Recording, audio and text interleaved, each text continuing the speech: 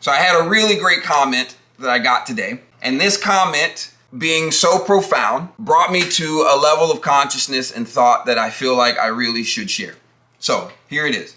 The comment stated, and I think we can find the comment, but I'm going to paraphrase right now. The comment said, I was looking in the sky and I saw a bird of prey. And it reminded me that there are magnetic fields that drives this kind of energy.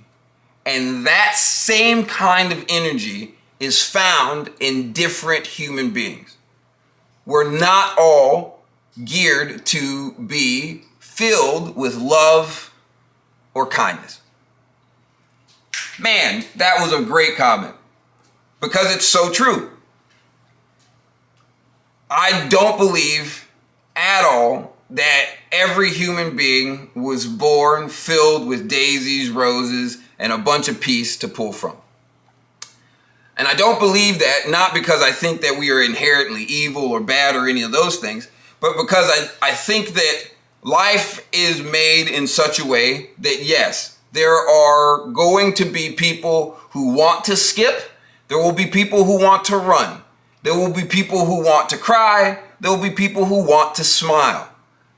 Life is made in such a way that we are already very diverse in thought, shape, color, texture.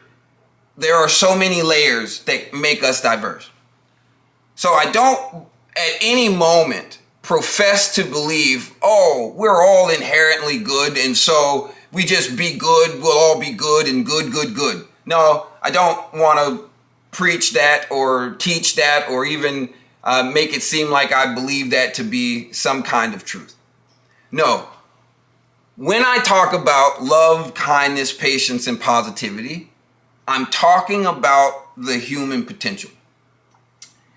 Because being a human being means that you were born into a cosmic amount of energy and power. This is transcended down for many a generations. And we as human beings, when working together, can create and accomplish incredible things. So when I talk about the love, kindness, patience, and positivity, I'm talking about us making choices. I'm talking about us using our sentience, using our heightened level of intelligence, using our ability to make choices. Our scope of choice is so broad and so different than many of our animal cousins. It's important that we recognize that comes with responsibility. Every one of us is making choices. And if we are not making choices to be kind, patient, positive, if we're not making choices to seize the opportunity around us and share love like it is abundant, like it is just a part of the air, then what we're actually doing is perpetuating negativity. We're fostering destruction. So yes, I do believe there is a magnetic field out there that drives the birds of prey, that also drives some of us as humans inherently to want to manipulate, to control, to destroy, to abuse. But that's still a choice that's being made. And the more we encourage each other to make choices that are productive for community and environment, the more likely we are to see progress and productivity as a whole. So to tie that back to myself personally, I don't wake up in the morning just walking around feeling happy. I don't skip just because. And it wasn't like I was born this way. Some people see my videos, they're like, oh, look at this happy guy. Oh, so happy, happy, happy.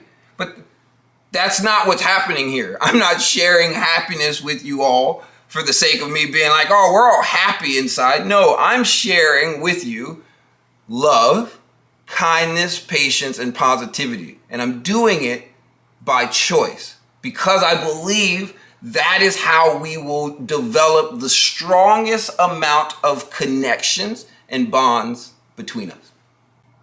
Even when we don't want to, making the choice to share love, kindness, patience, and positivity makes that energy what we are magnetizing, what we are attracting.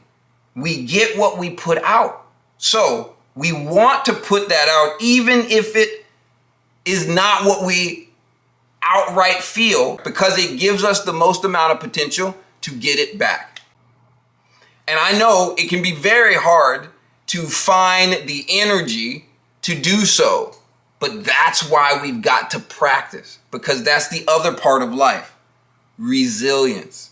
And resilience and perseverance really come from a determination, a drive. And that drive you sustain with practice. There's going to be obstacles. There are going to be detours. But those detours and those obstacles should not stop you from trying to make progress. They should encourage you to learn and observe so that you are that much better at adapting in the future hurdles and obstacles to come.